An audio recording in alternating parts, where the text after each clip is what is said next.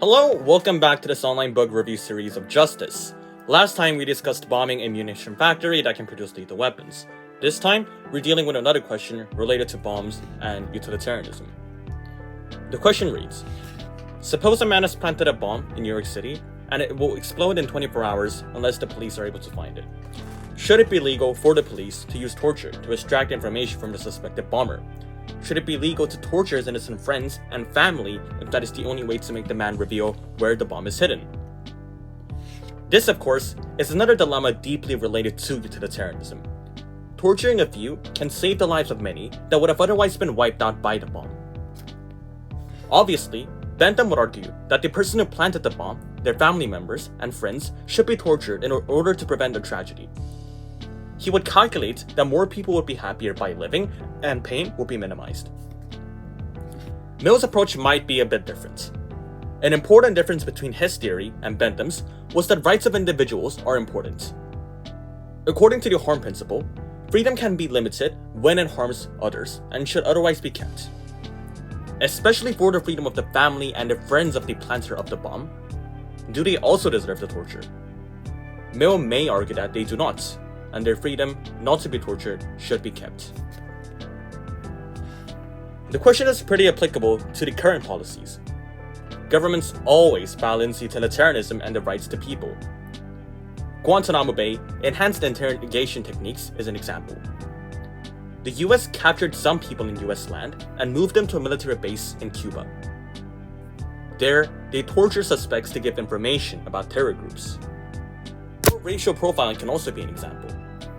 It may statistically decrease crime rates, but there's a moral question of whether racial minorities deserve being investigated by the police just based on their skin color. And if it is actually utilitarian considering that racial minorities feel discriminated against. Now for my approach on this question. The short answer is yes, I would torture the bomber, the family, and the friends under the assumption that they are people that the bomber cares about. But before that, of course, if there are other measures that can be taken, that should be taken first. If the location is pretty specific, not just in New York, but we know which place it is inside of New York, then we should try evacuating people first. If it is realistically possible to take New Yorkers to a safe place within 24 hours, it should be tried. But there are situations where those are impossible. There are many people in New York, and if you try to evacuate all of them, there would be too much traffic and people will not be able to escape within time.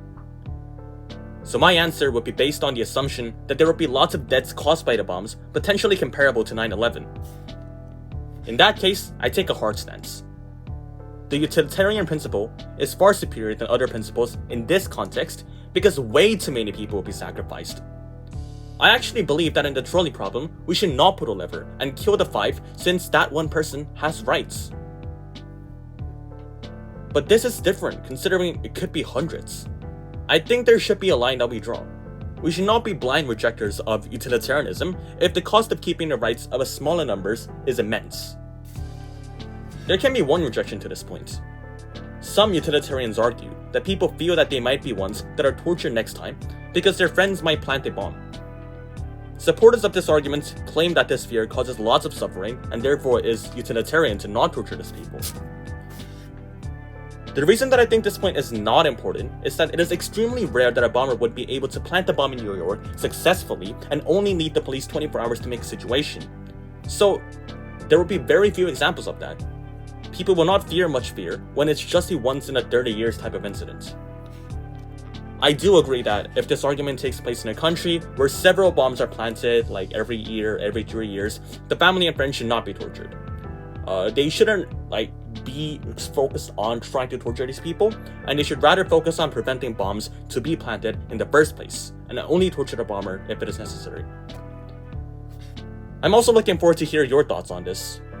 I think I'm in the majority this time, but I want to hear some other opinions too.